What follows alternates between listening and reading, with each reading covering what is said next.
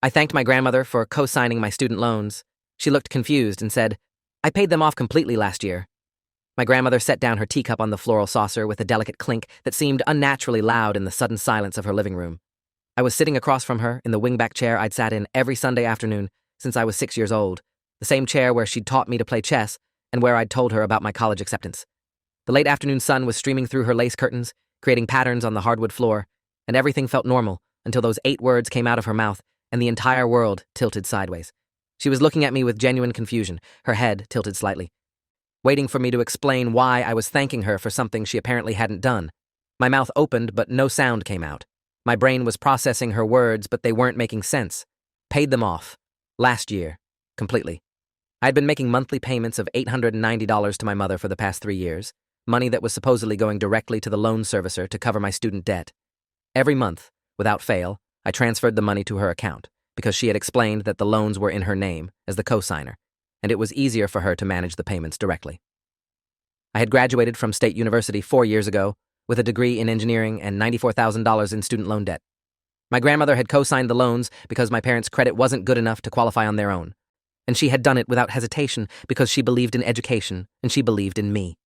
She had sat at this same dining room table and signed the paperwork, telling me not to worry, that we'd figure it out together, that investing in my future was the most important thing she could do with her money. I had promised her I would pay every cent back, that I would make her proud, that I would never let her down. After graduation, I got a good job at an engineering firm in the city, and I'd been making those $890 payments religiously for 3 years. My mother had set up the arrangement, explaining that since Grandma was the co-signer and the loans were technically in her name as well, it made sense to route everything through her to keep the accounting clean. She said she'd handle all the communication with the loan servicer, send me quarterly statements, and make sure everything stayed on track. It seemed reasonable. My mother was good with paperwork and organization. She had always handled the family finances. I trusted her completely, but now my grandmother was telling me she had paid off the loans. Last year. Completely. Which meant the $890 I had transferred to my mother's account 3 weeks ago wasn't a loan payment.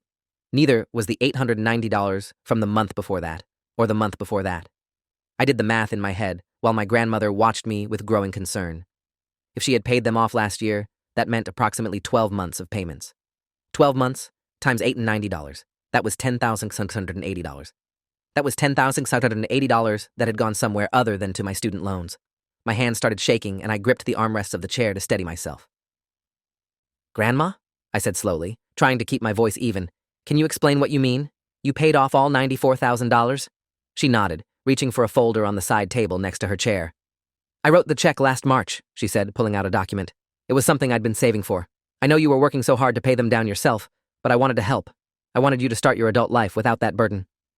The loan servicer sent me this confirmation letter in April. She handed me the letter. It was on official letterhead from Great Lakes Educational Loan Services, dated April 18th of the previous year. It confirmed receipt of payment in the amount of $94,247.82, which satisfied the remaining balance of my student loans in full. Account closed. Zero balance. Paid in full. The words blurred as I read them. My grandmother had sent them a check for $94,000. She had eliminated my entire debt with her retirement savings, and she had done it without telling me because she wanted it to be a gift, a surprise that would give me financial freedom in my 20s. And I had never known because my mother had never told me.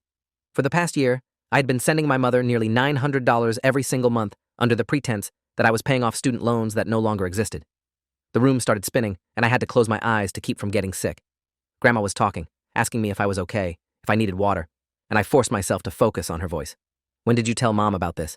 I asked. The question came out rougher than I intended. My grandmother looked surprised by the question. "I called her the same day I sent the check," she said. "Last March. I wanted her to know so she could help me plan the surprise of telling you. We were going to tell you together at your birthday dinner, but then she said you'd been having a hard time at work, and maybe we should wait until things settled down. Then the months kept passing, and she kept saying the timing wasn't right. And honestly, I assumed she had told you by now. Has she not mentioned it?" I shook my head. I couldn't speak. My throat felt like it was closing. My mother had known for over a year that my student loans were paid off, and she had said nothing. She had continued to accept my monthly $890 payments and deposit them into her account, and she had let me believe I was still paying off debt that didn't exist. That was fraud. That was theft. That was my own mother stealing from me systematically for 12 months while I worked 60-hour weeks and lived in a cramped apartment to afford what I thought were loan obligations. My grandmother's face had gone pale. She understood now that something was very wrong. "Sweetheart," she said softly, Have you been sending money to your mother for the loans? I nodded. Every month? I said. $890 on the first of every month. She told me it was easier for her to handle the payments since you co-signed and the account was in your name. She said she was managing everything with the loan servicer directly. My grandmother's hand went to her mouth. Oh my God, she whispered. That money, where has it been going? That was the question. Where had $10,680 gone over the past year? And the more terrifying question, how long had this been happening? Had my mother been intercepting payments before my grandmother paid off the loans? How much money had I sent her over the past 3 years? I pulled out my phone with shaking hands and opened my banking app. I scrolled back through my transaction history, counting every $890 transfer to my mother's account. 3 years of payments, 36 payments. That was $32,040. But wait, the loans had been paid off last year, which meant for the first 2 years, at least some of that money had presumably gone to the actual loans. Or had it? I felt sick. I needed to see the actual loan payment history. I needed to know exactly what had been paid and when. Grandma, I said, still staring at my phone, do you have any other documentation?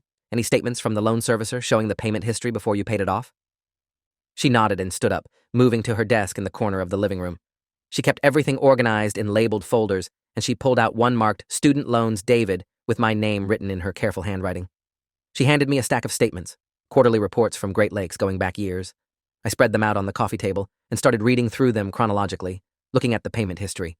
What I found made my stomach drop. The statements showed minimal payments being made.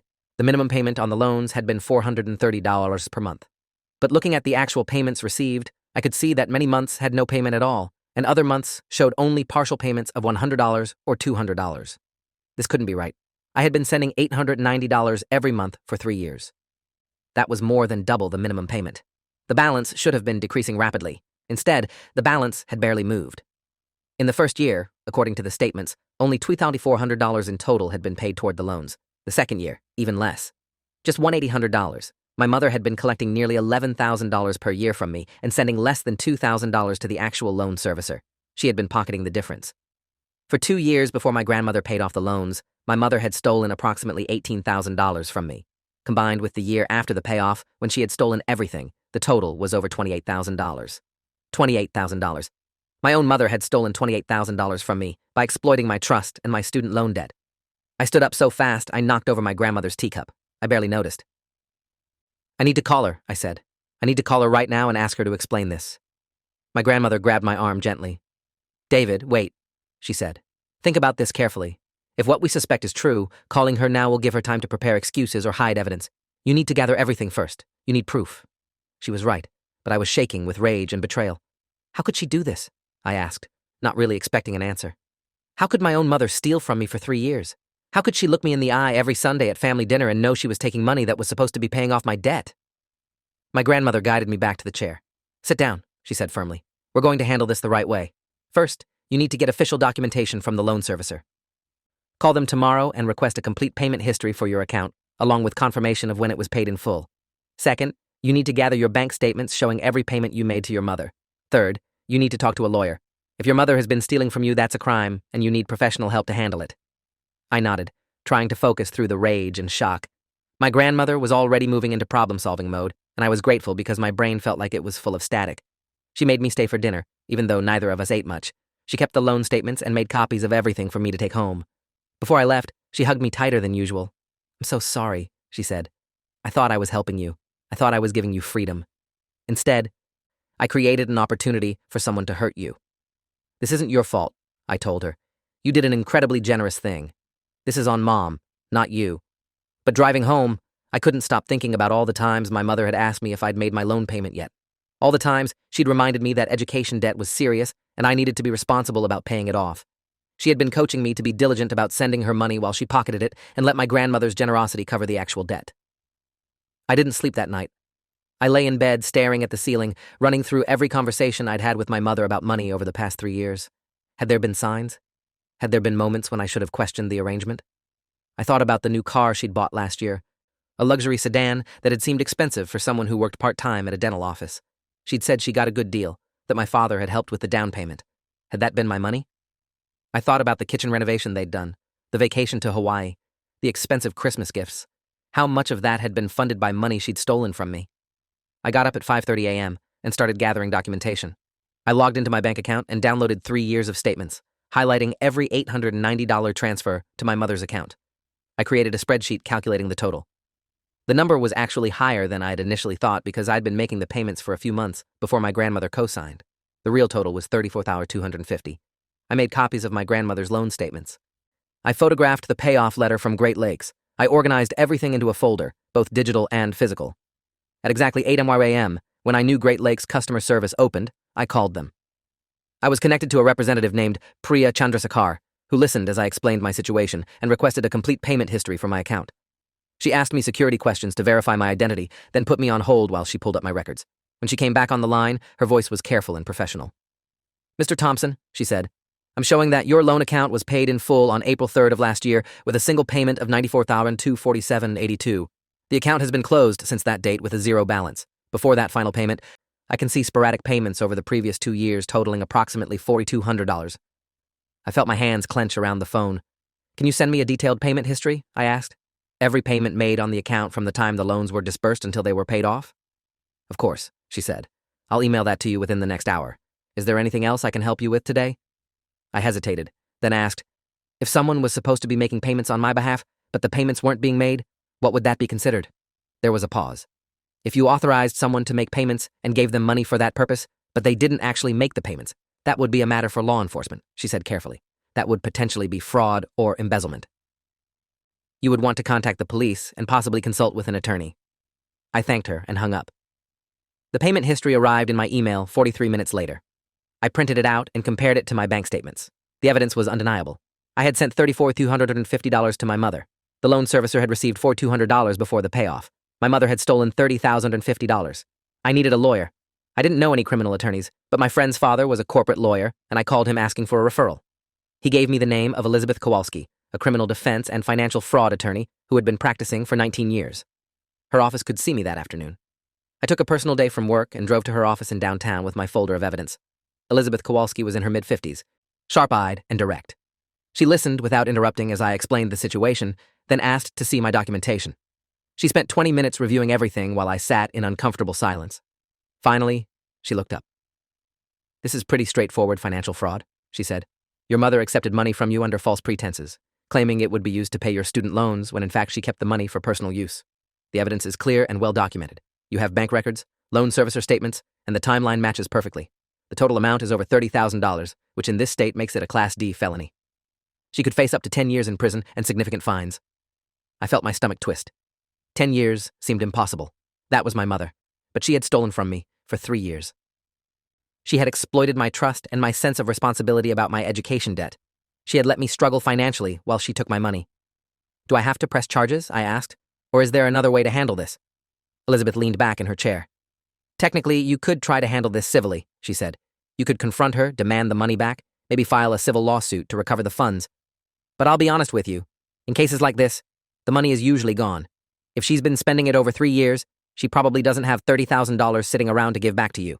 And if you pursue it civilly, she could declare bankruptcy, and you'd get pennies on the dollar, if anything. Pressing criminal charges means the district attorney's office gets involved, and they'll investigate to see if this is part of a larger pattern of fraud. Sometimes that pressure motivates the defendant to make restitution. What would you do?" I asked, "if this was your mother who stole from you?" Elizabeth's expression softened slightly. "I'd talk to her first," she said. "Give her one chance to explain and make it right. But I'd record that conversation. In this state, you only need one-party consent for recordings, which means you can legally record a conversation you're part of without telling the other person. If she admits to taking the money, if she admits she knew the loans were paid off, you'll have a confession that makes the criminal case airtight. And if she does have the money and is willing to pay you back, you can potentially resolve this without involving the police. But if she denies it, if she tries to gaslight you or refuses to return the money, you go straight to the police with all this evidence and file a report for theft by deception." I left her office with a clear plan and a sick feeling in my stomach. I was going to confront my mother. I was going to record it. And depending on how she responded, I was either going to accept repayment or I was going to have her arrested. The thought of putting my own mother in jail made me want to throw up, but the thought of letting her get away with stealing $30,000 from me made me even angrier. I spent the next 2 days preparing. I downloaded a recording app on my phone and tested it multiple times to make sure it worked properly. I practiced what I was going to say, how I was going to stay calm, how I was going to give her room to explain without letting her deflect or lie. I told my grandmother what I was planning, and she insisted on being there as backup, staying in another room but close enough to intervene if things got out of hand. On Thursday evening, I drove to my parents' house. My father was working a night shift at the hospital where he was a surgical nurse, which meant my mother would be home alone. That was better. I didn't want my father involved until I understood the full situation. My mother answered the door with a smile, surprised to see me on a weekday. "David? Come in. Is everything okay?" I walked past her into the living room, my phone in my pocket already recording. "I need to talk to you about the student loan payments," I said. I kept my voice neutral. "Okay," she said slowly, sitting down on the couch. "What about them?" I stayed standing. "When did Grandma tell you she paid off my loans?" My mother's face didn't change, but something flickered in her eyes. "What do you mean?" she asked. "I just had tea with Grandma last Sunday," I said. "She told me something interesting. She said she paid off my entire student loan balance last March. She said she called you the same day to tell you." My mother's expression shifted, a micro flash of panic before she smoothed it over. "Oh," she said, waving her hand dismissively. "Yes, she mentioned something about that. I thought she was confused, honestly. She's getting older and sometimes she mixes things up." I pulled out my phone and showed her the payoff letter from Great Lakes. "This is from the loan servicer," I said. "It confirms that a payment of $94,247.80 was received in April of last year, and the account was closed with a zero balance. Does Grandma seem confused about this?" My mother took the letter from me and read it. Her hands were shaking slightly. I watched her face as she processed what this meant as she realized I knew. "Well," she said, her voice overly bright, "that's wonderful. I guess she really did pay them off. That's so generous of her. We should take her to dinner to celebrate." "So you knew," I said. "You've known for over a year that my student loans were paid off." My mother set down the letter carefully. "I don't know if I'd say I knew," she said. "Your grandmother mentioned it, but I wasn't sure if it had actually gone through. These things can take time to process." "Mom," I said, "I've been sending you $890 every month for 3 years. I've sent you over $34,000. If the loans were paid off last year, where has that money been going for the past 12 months? She stood up, her demeanor shifting from defensive to indignant. "Are you accusing me of something? Because I have been managing your loan payments as a favor to you. Do you know how much time and effort it takes to coordinate with loan servicers and track payments? I could have charged you a fee for that service, but I did it out of love." "You're not answering the question," I said. "Where did the money go?" "I sent $34,250 to your account over 3 years. The loan servicer shows they only received $4,200 in payments before Grandma's payoff. That's a difference of $30,050. Where is that money?" My mother's face flushed red. "How dare you come into my house and interrogate me like I'm a criminal," she said, her voice rising. "After everything I've done for you, after I raised you and supported you and helped you get through college, this is how you repay me? By accusing me of theft?" "I need you to answer the question," I said quietly. "Did you take money I gave you for student loan payments and use it for other purposes?" She stared at me for a long moment. I could see her calculating, trying to figure out how much I knew, how much I could prove. Finally, she said, "I used some of it to cover household expenses. You live here rent-free when you were in college. You ate our food, used our utilities. I considered the loan payment money as partial reimbursement for supporting you all those years. I haven't lived here since I graduated 4 years ago," I said, "and you never told me that's what you were doing. You told me the money was going to the loan servicer. You let me believe I was paying off my debt." She waved her hand dismissively again. "It all went to the same place. Family expenses, debt management. It's all the same pool of money. You're being dramatic about this." "How much?" I asked. "How much of the $34,250 did you actually send to the loan servicer?" She hesitated. "I don't have exact records," she said. "Like I said, I didn't keep separate accounting. It was all mixed together." "That's a lie," I said. I pulled out the payment history from Great Lakes and showed her. "This is the official record from the loan servicer. In 3 years, they received exactly $4,200 in payments before Grandma paid off the balance. You took $30,050 from me. That's theft. That's fraud." My mother's face went from red to white. "You're going to regret this," she hissed. "You're going to regret treating your mother like this after everything I've sacrificed for you." I felt something cold settle in my chest. That wasn't a denial. That wasn't an explanation. That was a threat. "Give me the money back," I said. "All $30,050.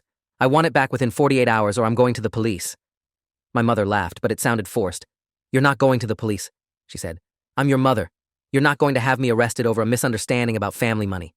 "It's not a misunderstanding," I said. "It's theft. You took money under false pretenses. You told me it was going to my student loans, and you kept it. That's a crime. And I have evidence. I have bank statements. I have the loan servicer records. I have Grandma's testimony. I have enough to have you charged with a felony." She moved toward me, and for a second I thought she might actually try to hit me, but she stopped. "You ungrateful little bastard," she said quietly. "After I carried you for 9 months, after I gave up my career to raise you, this is what I get? You're going to send me to prison?" "I'm giving you a chance to make this right," I said. Pay me back and we can move past this. But if you don't, I'm filing a police report on Saturday morning. I turned and walked toward the door. My mother followed me. Where do you think I'm going to get $30,000? She shouted. Do you think that kind of money just appears? You spent it, I said without turning around. That's not my problem. Figure it out. I left her standing in the doorway and drove back to my apartment with the recording saved on my phone. She hadn't denied it. She had tried to justify it, minimize it, blame me for being ungrateful. But she hadn't denied taking the money. That was a confession. I called Elizabeth Kowalski the next morning and played her the recording. She listened carefully, then said, "That's a clear admission." She acknowledged taking the money and tried to justify it as reimbursement for household expenses, which doesn't negate the fraud since you gave her the money specifically for loan payments. You have enough for criminal charges. Do you think she'll pay you back? I asked. Elizabeth was quiet for a moment. In my experience, no, she said. She's going to hope you're bluffing. She's going to assume you won't actually follow through with pressing charges against your own mother. She'll probably try to turn your family against you, make you seem like the bad guy for demanding the money back. You need to be prepared for that. I spent Friday gathering more evidence and preparing myself mentally for what was going to happen. My grandmother called 3 times to check on me. My mother called 6 times and sent a dozen texts that alternated between apologizing, explaining that she'd needed the money for important things, and accusing me of being cruel and ungrateful. I didn't respond. On Saturday morning, I drove to the police station. I asked to file a report for financial fraud and was directed to Detective Ray Lowell, who had been with the fraud unit for 11 years. I sat in a small interview room and explained the situation from the beginning. Detective Lowell took notes and asked clarifying questions. He reviewed my documentation, the bank statements, the loan servicer records, my grandmother's payoff letter, the recording of my confrontation with my mother. When I finished, he sat back and let out a low whistle. "This is pretty cut and dry," he said. "Your mother accepted money from you under the pretense of paying your student loans, but instead she kept the majority of it for personal use. The total amount exceeds $30,000, which makes it a felony. The evidence is solid, you've got documentation and a recorded confession. I'm going to refer this to the district attorney's office for prosecution." "What happens now?" I asked. Detective Lowell explained the process. The DA's office would review the case and decide whether to file charges. Given the strength of the evidence, he expected they would. My mother would be contacted and asked to come in for an interview. She would have the opportunity to provide her side of the story, though at this point her options were limited. If she admitted to the theft and was willing to make full restitution, the DA might offer a plea deal with reduced charges. If she denied it or refused to cooperate, the case would proceed to trial. The timeline would be several months at minimum. "How is your relationship with your mother?" Detective Lowell asked. "Not great right now," I said. He nodded. "These family fraud cases are always messy," he said. "Just be prepared for her to try to manipulate the situation, to turn other family members against you, to play the victim. Document everything, keep copies of all communication, and don't engage with her directly. Let the legal process handle it." I left the police station feeling strange. I had just set in motion events that could result in my mother going to prison. The weight of that was almost unbearable, but so was the weight of knowing she had stolen from me for 3 years without remorse. I called my grandmother to let her know what I'd done. She was quiet for a moment, then said, "I'm proud of you for standing up for yourself. What she did was wrong, and she needs to face consequences. But I know this is hard for you. You don't have to apologize for protecting yourself." My father called me that evening. My mother had told him what was happening, her version of events where I was being unreasonable about a family money mix-up, and she was the victim of my cruelty. "Dad," I said before he could start, "I need you to listen to me. I sent Mom over $34,000 thinking it was going to my student loans. It wasn't. She kept most of it. Grandma paid off my loans over a year ago, and Mom never told me. She just kept taking the money. I have proof. Bank statements, loan servicer records, a recording of her admitting to it. This isn't a misunderstanding. This is theft." There was a long silence on the other end of the line. Finally, my father said, "Can you send me the evidence? I want to see it." I emailed him everything. He called back 2 hours later, and his voice was different, quieter, older somehow. "I had no idea," he said. "She handles all our finances. I don't look at the bank statements. I didn't know she had this much money coming in from you or where it was going. I'm sorry, son. I'm so sorry you went through this. Are you okay?" "Not really," I admitted. "But I will be." "What are you going to do?" I asked him. "About Mom." My father sighed heavily. "I don't know yet," he said. "I need to think. I need to understand what else I don't know. But David, whatever happens with the legal stuff, I want you to know I support you. What she did was wrong. She stole from you. You have every right to hold her accountable. The DA's office called me the following week. I spoke with Assistant District Attorney Kevin Nguyen, who had been a prosecutor for 8 years and specialized in white-collar crime and fraud cases. He reviewed my evidence over the phone and asked additional questions about the timeline and my relationship with my mother. "Mr. Thompson," he said, "I'm going to be straight with you. This is a solid case. Your mother committed theft by deception, which is a felony in this state given the amount involved. The evidence is clear, and her recorded admission makes this almost impossible to defend. I'm going to file charges. However, I want you to understand what that means. This will be public record. Your mother will be arrested, arraigned, and processed through the criminal justice system. There will likely be media attention given the family angle. Your relationship with her and potentially other family members may be permanently damaged. Are you prepared for that?" I thought about it. Was I prepared to have my mother arrested? To potentially send her to prison? To have our family drama become public? I thought about the $30,050 she had stolen. I thought about the 3 years of lies. I thought about her threats when I confronted her instead of remorse. "Yes," I said. "I'm prepared." The arrest happened 3 weeks later. My mother was taken into custody at her home and charged with 1 count of felony theft by deception. The local news picked up the story because the amount was significant and the family angle made it sensational. Woman arrested for stealing $30,000 from son through student loan scheme. I didn't read the articles or watch the news coverage. I couldn't. My phone exploded with calls and messages from relatives, most of them angry with me for pressing charges against my mother. "How could you do this to your own family? Didn't write one aunt." "She's your mother. She made mistakes, but you don't send her to prison for it," wrote a cousin. My grandmother fielded most of them, explaining the real story. But many relatives had already chosen sides and facts didn't matter. My father filed for divorce a week after my mother's arrest. He moved out of the house and into an apartment. He told me later that he had gone through their financial records and found other irregularities, other money that couldn't be accounted for.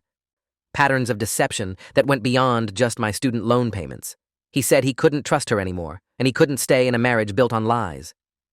The preliminary hearing was scheduled for 2 months after the arrest. My mother pleaded not guilty initially, on the advice of her public defender, who hoped the DA might offer a generous plea deal if she showed willingness to fight. But Kevin Nguyen wasn't interested in generous plea deals. He had me, my grandmother, Detective Lowell, and a forensic accountant all ready to testify. He had ironclad evidence. The case was unwinnable for the defense. 1 week before the trial was set to begin, my mother's attorney contacted Kevin Nguyen to discuss a plea agreement. My mother was willing to plead guilty to felony theft by deception in exchange for a recommendation of probation instead of prison time, with full restitution to be paid. Kevin called me to discuss whether I would accept that. "She's willing to pay you back the full $30,050, he said, but it would be on a payment plan over 5 years. She doesn't have access to that much cash. And she'd get probation, which means no prison time, but she'd have a felony conviction on her record, mandatory counseling, and strict reporting requirements. What do you want to do?" I thought about it. Prison wouldn't get me my money back. Prison would just punish her, and while part of me wanted that, another part of me just wanted to be made whole. "I want the money back," I said. "If she's willing to plead guilty and pay full restitution, I'll accept probation. But I want it in writing. I want a court-ordered payment plan, and if she misses a single payment, the deal is void, and you pursue maximum sentencing." "Done," Kevin said. The plea hearing happened on a Monday morning. I sat in the courtroom with my grandmother while my mother stood before the judge and admitted to stealing $30,050 from me over 3 years by falsely claiming the money would be used for student loan payments. The judge accepted the plea and sentenced her to 5 years of probation with supervised restitution. She was ordered to pay me $600 per month for 60 months until the full amount plus court fees was repaid. She was required to attend financial counseling and mental health treatment. She was prohibited from contacting me except through official restitution payment channels. If she violated any terms of her probation, she would serve the suspended sentence of 30 months in prison. My mother didn't look at me during the hearing. She stared straight ahead, her face blank. When it was over, her attorney led her out a side door to avoid the reporters. I left through the main entrance with my grandmother holding my hand. The reporters shouted questions, but I didn't answer. I had nothing to say to them. The first restitution payment of $600 arrived in my account 6 weeks later, processed through the court system. It felt strange to see it, money from my mother being forcibly returned to me. I didn't spend it right away. I let it sit there like evidence of what had happened. Proof that I had been right to pursue this, even when everyone told me I was tearing my family apart. My relationship with my extended family remained complicated.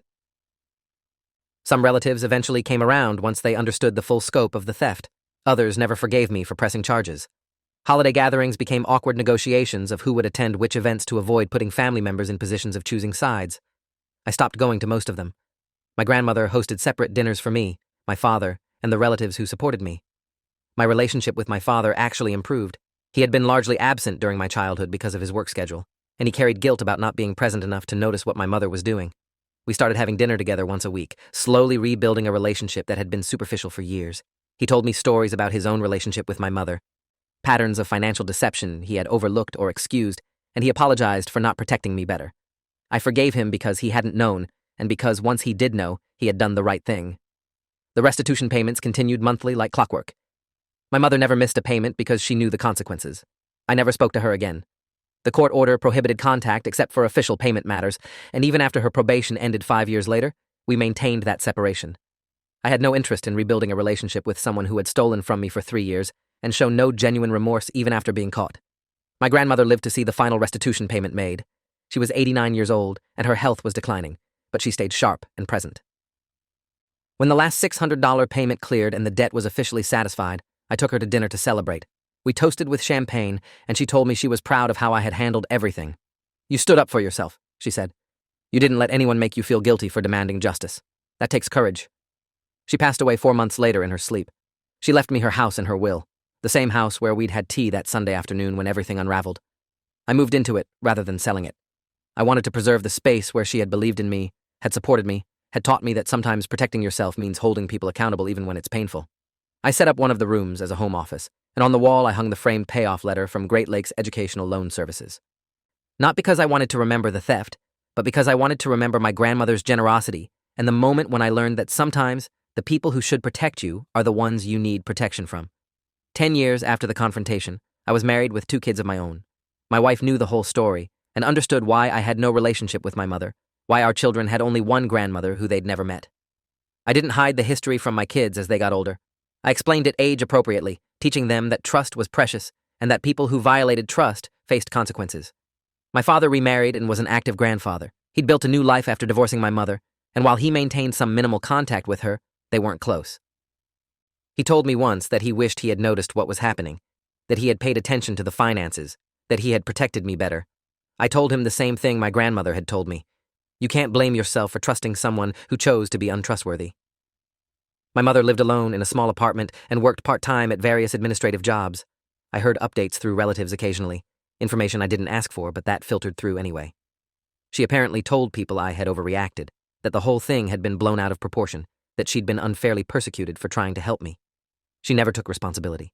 She never acknowledged the harm. That didn't surprise me anymore. Some people were incapable of genuine remorse. They could only see themselves as victims regardless of what they'd done. I built a good life despite what happened, maybe even because of it. The experience taught me to trust but verify, to examine relationships and systems critically, to understand that love and family didn't excuse abuse or theft. I used the restitution money, once it was fully paid, to start a college fund for my kids. It felt right to convert money that had been stolen through the pretense of education debt into actual education savings that would help my children someday.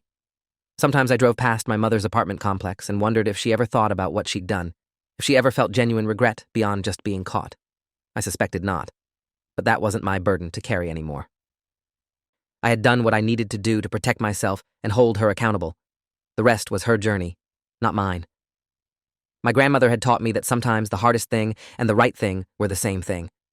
Pressing charges against my mother had been both. It had cost me relationships with relatives who chose to believe her victim narrative. It had made me the villain in a story that should have made her the villain, but it had also returned $50 that she'd stolen. It had established boundaries that protected me from future exploitation. It had taught me that I didn't owe loyalty to people who betrayed my trust, regardless of biology or family obligation. On the anniversary of my grandmother's death each year, I visited her grave and updated her on my life. I told her about my kids, my career, the ways I was trying to honor her memory by being someone who stood up for what was right, even when it was difficult. I thanked her for paying off my student loans, for giving me freedom she'd intended, even though it had been temporarily stolen. And I thanked her for teaching me that sometimes the greatest gift you can give someone is believing them when they tell you they've been wronged and supporting them while they fight for justice. If you made it this far, hit like, you've earned it.